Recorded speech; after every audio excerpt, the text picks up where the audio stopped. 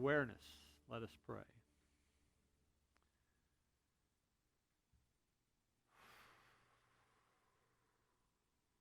Father, Mother God, we come into this moment in the awareness of your presence in our lives, in the awareness of your love moving through us into this moment. We come into this moment free, unfettered, no burden of the past in this moment. We choose that. And in this empty moment, filled with your love, we are blessed.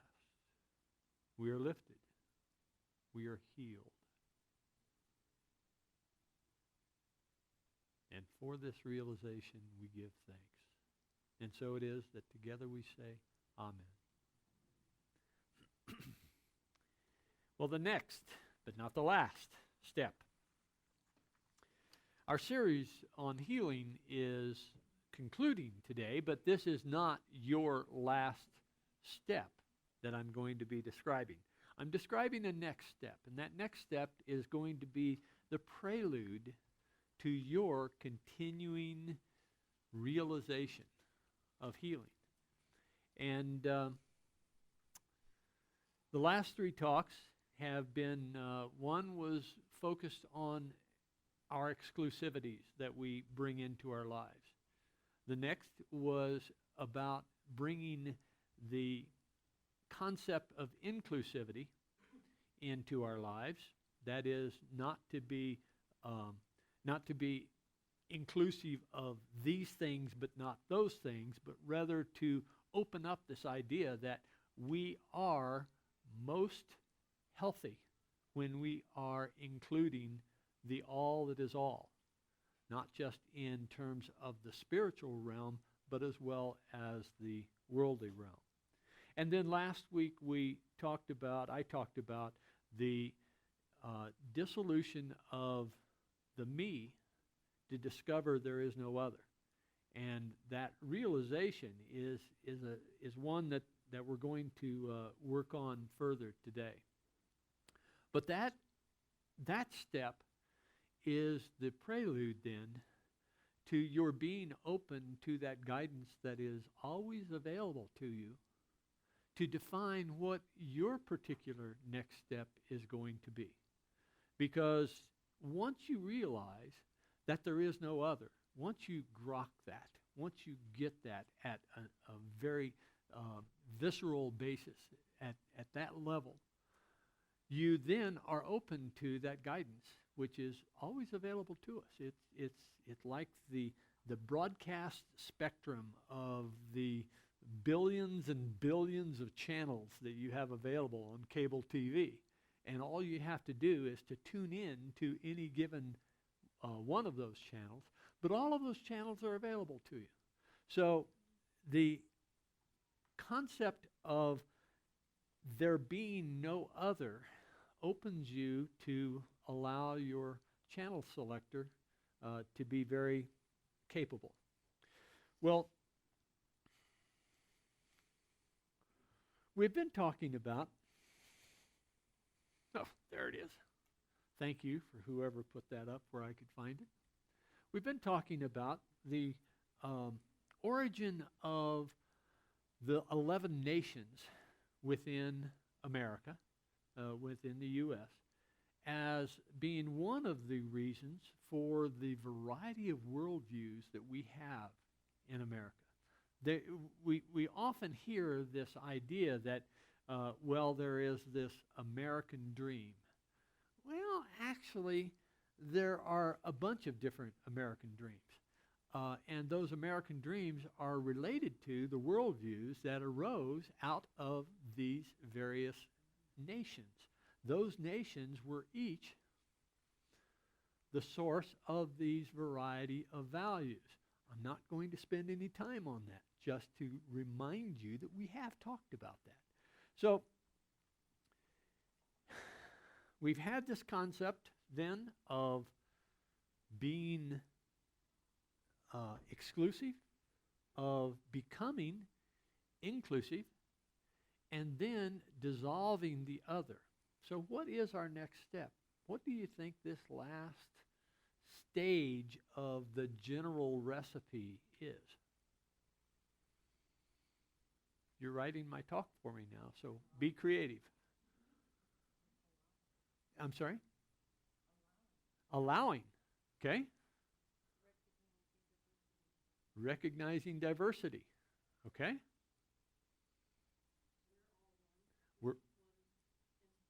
We're all one. Yep. Embracing that all. The allness that is all.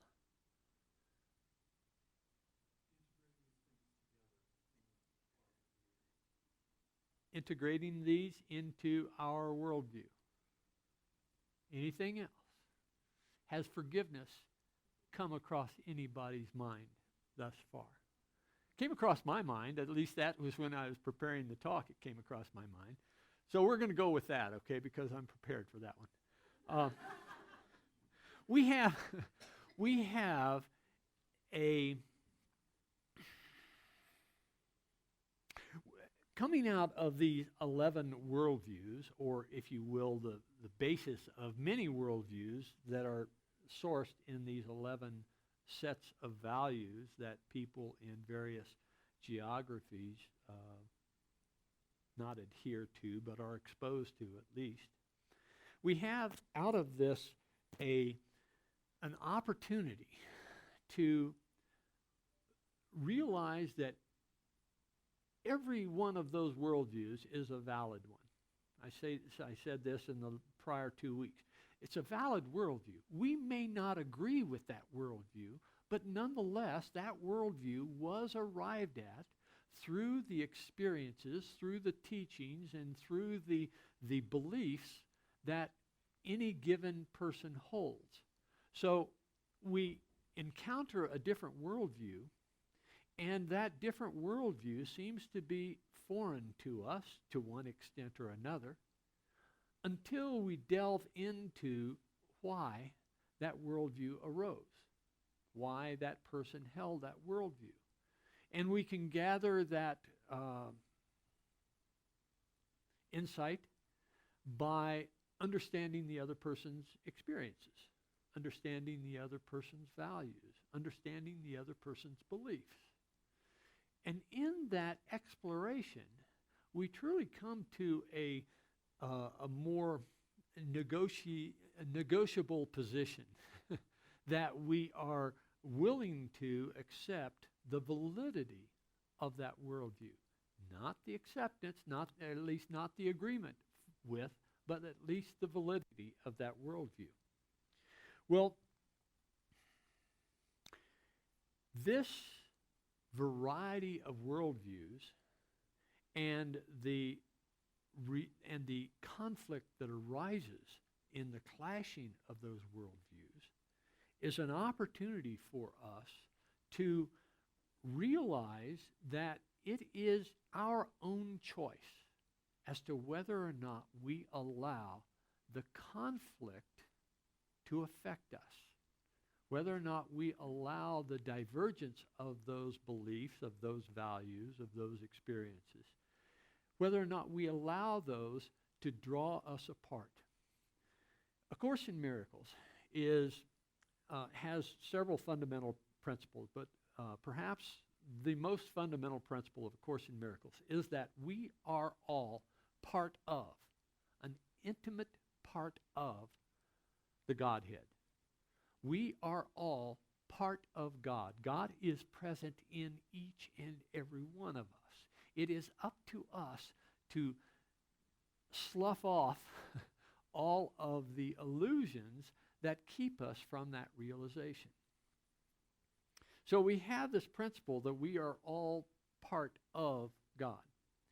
Yet in our diversity, we insist upon our separation. We insist upon our separation. And the question comes to mind, okay, now, if God is all power and God is all knowledge, then why in the hell did God cause us to not realize that we are all one? Why didn't we just come out of the gate realizing that we are all one? I suggest to you that we did. That we came out of the gate, out of that embrace of God's love. We came out into this incarnation with the understanding that we are an emanation of the Godhead. And why did we learn something different? Not being one to shy away from speculation, and I had a conversation with a minister friend of mine, a chat session, where it was apparent that the minister was saying, this is truth. This right here is truth. And I began a discussion. Some could call it an argument. I did not call it an argument. I call it a discussion. Because I was interested in what caused the other person to declare that truth. Why did they have the arrogance to say that this is truth? My suggestion to this person was, or my statement to this person was, that we are all offering our experience-based speculations on what is true. We do not have the awareness in our separate selves that this is true and that's not true. All we can do is say, based upon my experience, I find this to be as true as it can be for me. And so, what I offer you in this speculation then is, it seems reasonable to me that this is so. That we are brought into this aware of the all that is all, that we are members of the all that is all, but we are learning how to be separate individuals so that each and every one of us can come into a greater realization of the beauty and glory of this allness. We come into this aware of our allness, aware of our relationship with the allness, but we take on this personality of separateness so that we can experience contrast. And it is through contrast that we gain appreciation. And it is through our connection with God that we are able to convey back to God that experience of appreciation. Because, speculation, because God, in the experience of the all that is all, without contrast, is not able to experience appreciation. We are here as separate individuals to convey to God this idea of appreciation. And that is our purpose, to appreciate and to convey that experience to God. Okay, that's speculation one.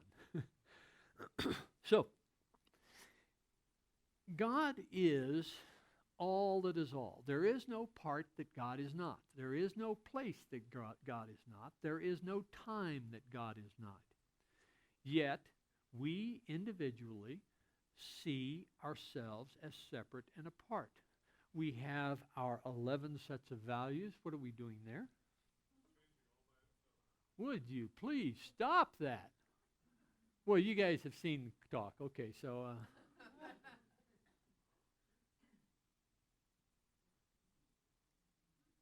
No, you haven't seen the talk. I was going the wrong way. Now I know which slides are coming up. So we have these core values.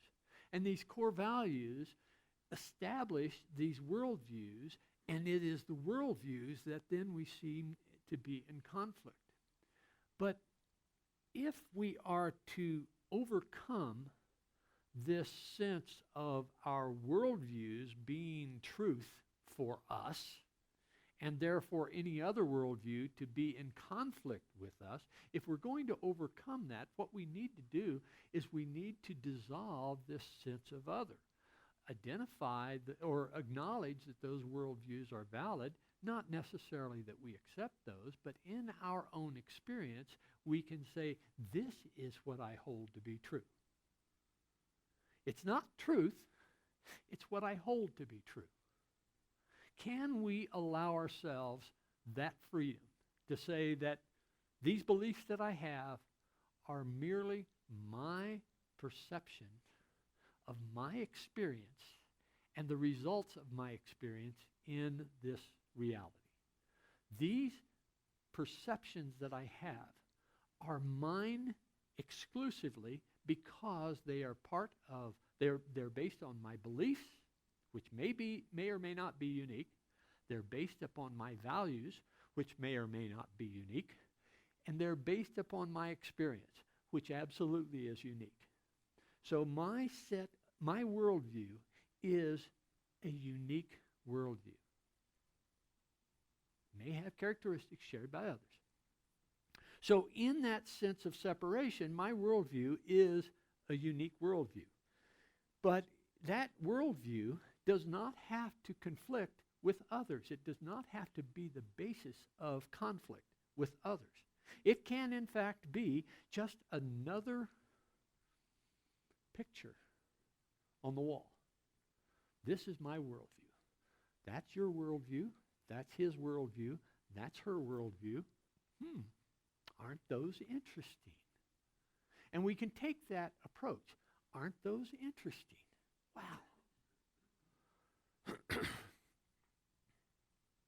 The way that we are going to get to that point of being able to look at these separate worldviews is, in my opinion, forgiveness. Forgiveness, because forgiveness allows us to let go of this situation, call it good, feel it good, and move on to this situation. See it as it is, merely as the coming together of two sets of experiences, values, and worldviews. Recognize the dynamics that that situation has. Declare that good, because it is. It's, wow, look at that worldview versus that worldview versus that worldview versus that worldview. Isn't it interesting how these worldviews are similar and distinct at the same time? Realizing that we have the opportunity to make a choice as to how we respond to those different worldviews and the seeming conflict that they may generate, we have the choice to allow that conflict to merely be a dynamic that we observe. We don't get invested in it. We don't take possession of that conflict. We don't take possession of that dynamic, but rather we just recognize it as it is. Being able to forgive those circumstances where I have a conflict with another person holding a different worldview is merely a process that is, it's truly a choice. We get invested in our worldview and we say, this is right according to my experience, and we think that that's right according to everybody's experience, and it's not. It's just my worldview.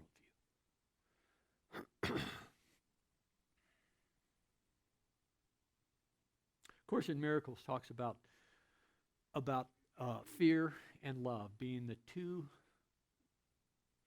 experiences that we can have. But we can't have both at the same time.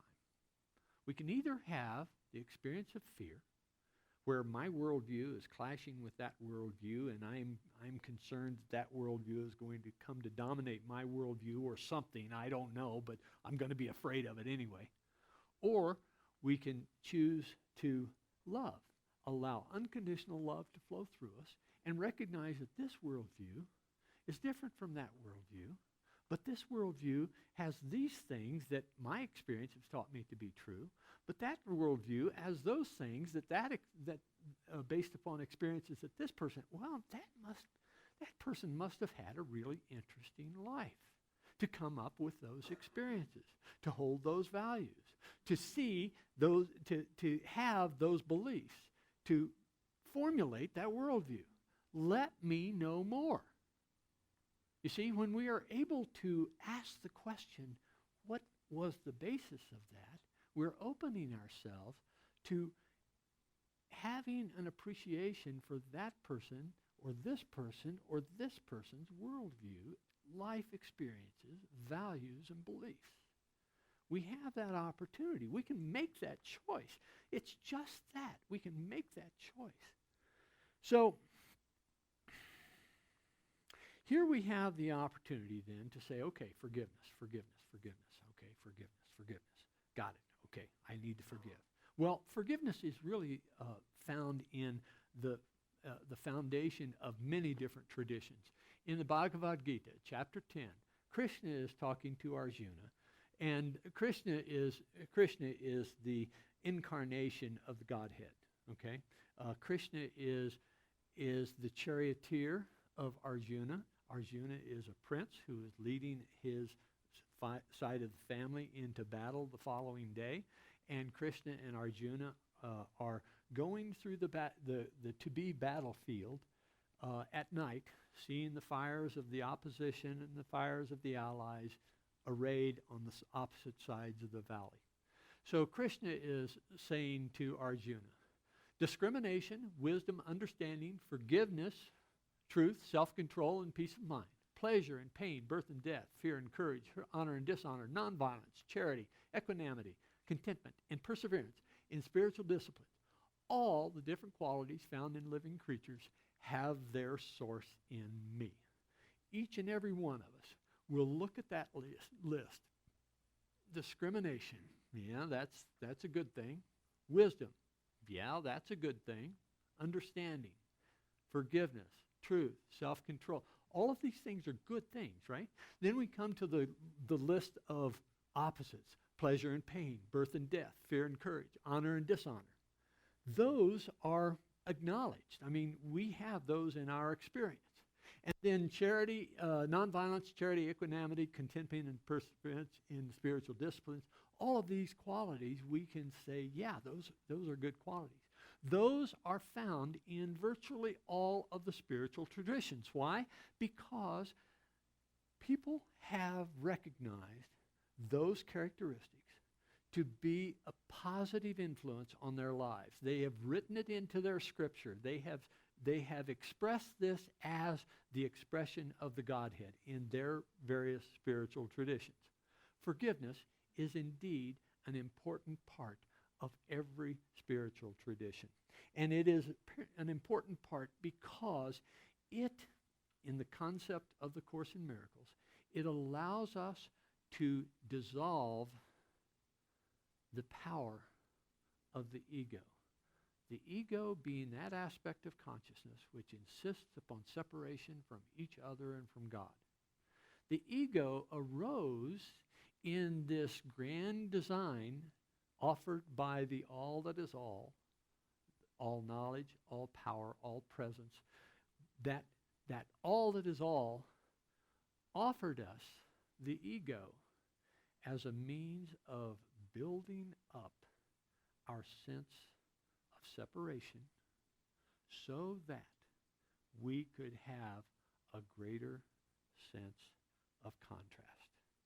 And having the greater sense of contrast allows us that greater magnitude of appreciation to be conveyed back to the Godhead. So, in our appreciation that forgiveness is an important part of our spiritual practice, Stephen Richards, who is an author, a Brit, he used to be a crime novel writer, and he went into the self-help. He wrote the book, Forgiveness and Love Conquers All. take a walk through the garden of forgiveness and pick a flower of forgiveness for everything you have ever done. He's not talking about forgiving others. Pick a flower for everything that you have done. When you get to that time that is now, make a full and total forgiveness of your entire life and smile at the bouquet in your hands because it is truly beautiful. Think about this.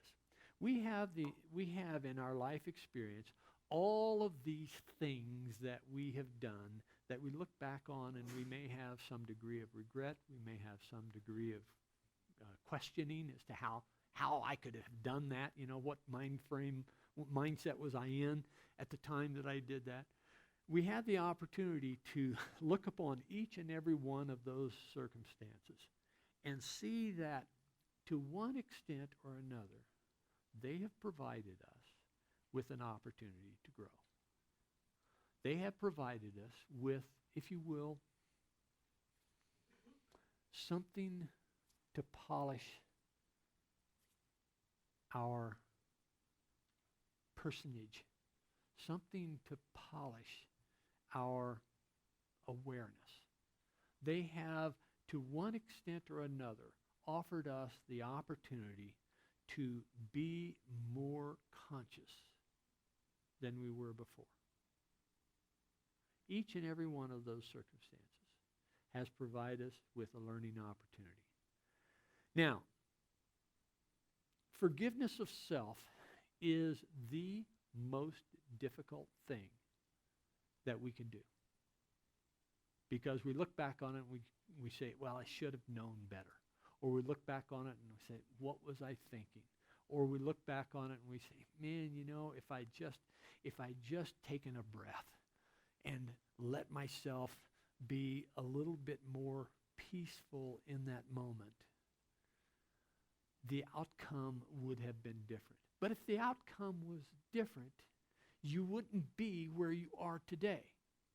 Every one of those circumstances was an opportunity for you to take a step up or a step down. And you have, on average, been stepping up all your life. You have reached to a pinnacle at this point in your life that is more aware, more in touch, more compassionate, more forgiving than when you were 2 years old screaming for food or banging a toy on a fellow, another kid's head because that kid wanted the toy from you and you decided you were just going to give it to him in your own way. Well, that movement into this place in consciousness was the result of the honing of your consciousness through those what you may look upon as being mistakes. But those mistakes are part and parcel of who you are now. Would you change that? Truly, in your heart of hearts, would you change that? They were instrumental in the forming of who you are today. And let's celebrate who you are today, because you are right on the cusp. In fact, some of you may have gotten past the threshold of heaven, and you are living heaven right here and now. But that journey was dependent upon every step that you took, and one of those steps may have been looked upon as a misstep. It wasn't. It's part of your journey to where you are today. Be willing to forgive that. That is a huge step to the dissolution of the other. Well, as we look at A Course in Miracles in Lesson 46, we see God does not forgive because he has never condemned. Hold on to that thought for a moment. God does not forgive because he has never condemned. Why would God condemn if you are truly a child of God. Why would God condemn? So God does not forgive because he is never condemned, and there must be condemnation before forgiveness is necessary. Forgiveness is the great need of the world, but that is because it is a world of illusions. Those who forgive are thus releasing themselves from illusions, while those who withhold forgiveness are binding themselves to them. As you condemn only yourself, so do you forgive only yourself. Let's pause there. When you condemn someone else, what you're condemning is another expression of the God that you are the expression of. When you condemn someone else, if we are truly all one, when you condemn someone else, you are condemning yourself. So the forgiveness is truly only of yourself. But let's take that to this field of personality and recognize that when I condemn someone else, the burden is on me, not on them. When I condemn someone else, I am the one that's holding the grudge. That other person may not even know that I've condemned them. That other person may choose to hear that I have condemned them and take it upon themselves, oh, I've been condemned by this other person. But now that is a self-condemnation, right? The other person has now stepped into the role of condemning themselves. So when we condemn someone else, whether that person accepts that condemnation or not, the burden is still on us. I have a personal experience with that. I spent 6 years immersed in this rage at a fellow that I felt betrayed me. That other fellow he knew that I was pissed at him, okay? He knew that I was upset. The fact that I didn't talk to him and I stayed far, far away, that was a clue. But he also heard through some mutual friends that I had condemned him.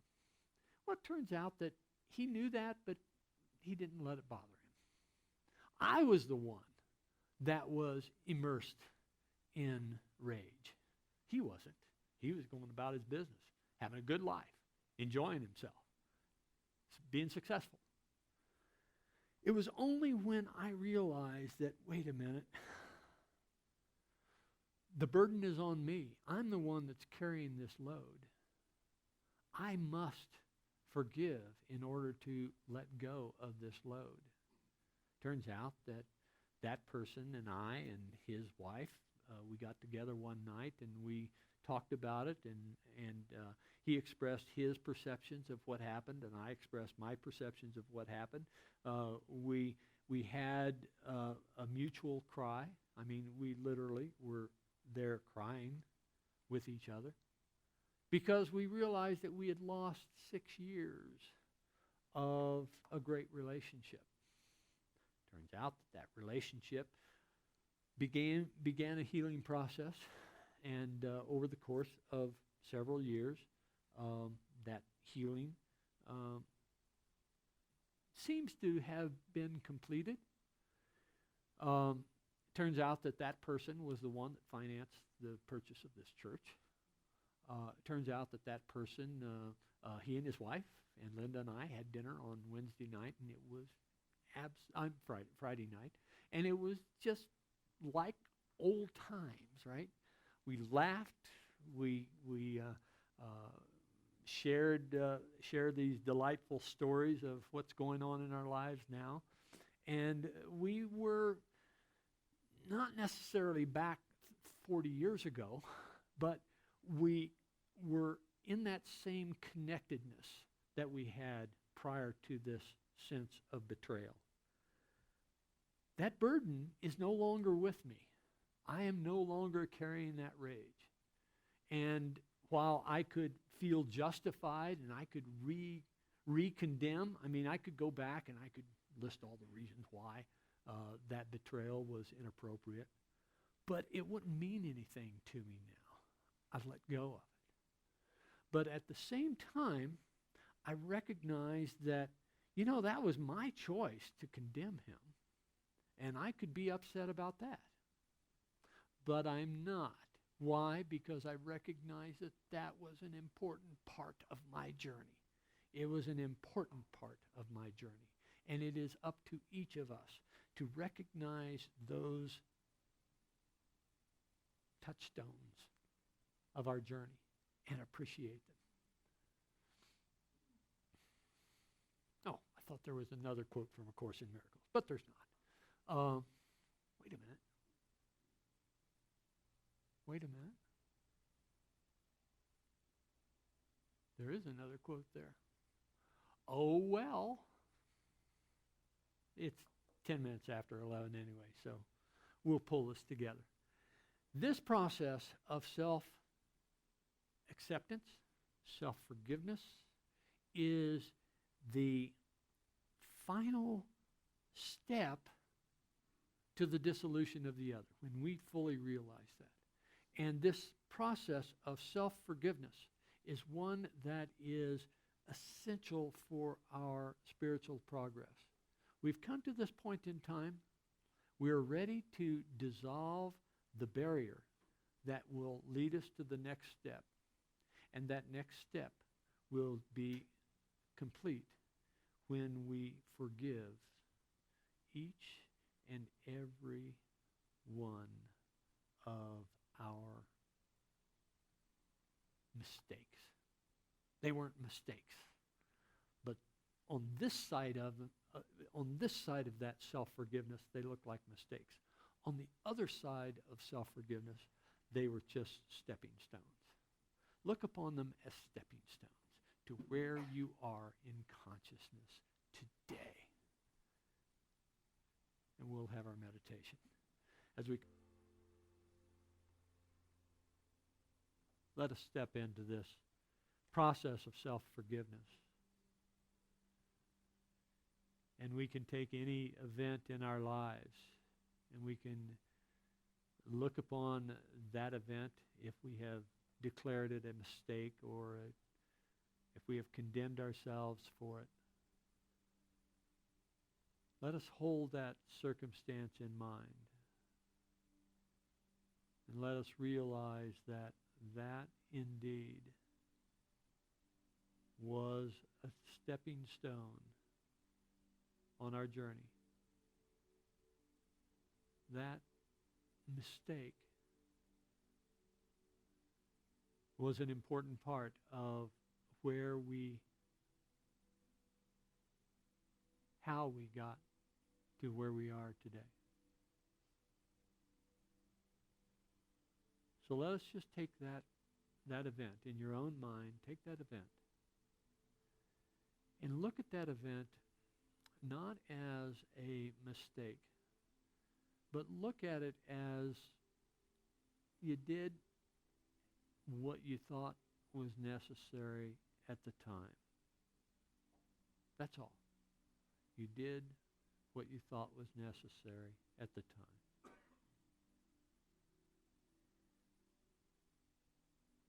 Breathe into that realization. You did what you thought was necessary at the time.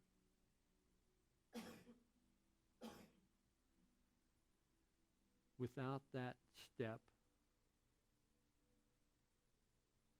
your subsequent steps would have been different. They would have led in a different direction, down a different path. Not necessarily a better path or a worse path, but a different path. It would have led you to a different set of relationships. It would have led you to a different set of experiences.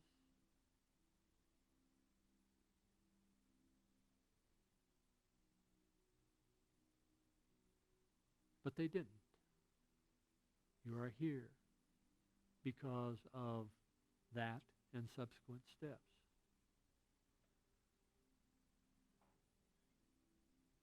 Celebrate that step. Yes, others may have been hurt. Yes, your path may have taken a different route, perhaps a longer route. But you are here in this moment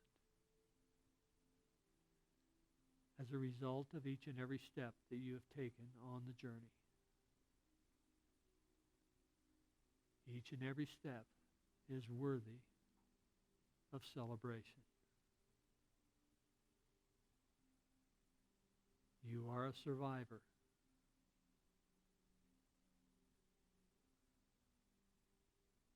You have been a student, perhaps in a difficult curriculum, but you have passed.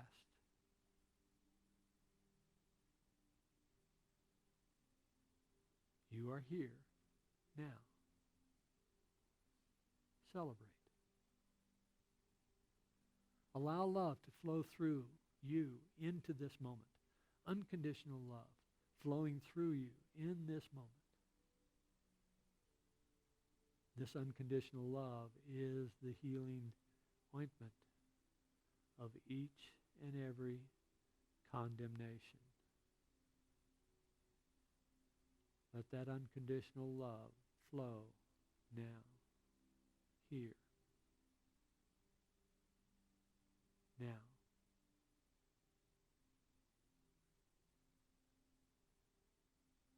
Feel it flow through you. Feel it bless each and every aspect of your experience. Let it bless each and every aspect of your stepping stones on this journey.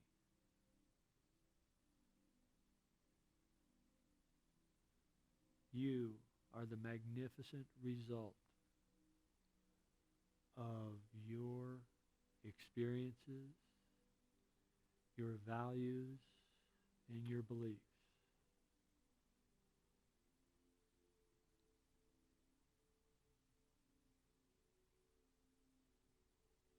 Yea, God. And as we come back into this time and space with this realization,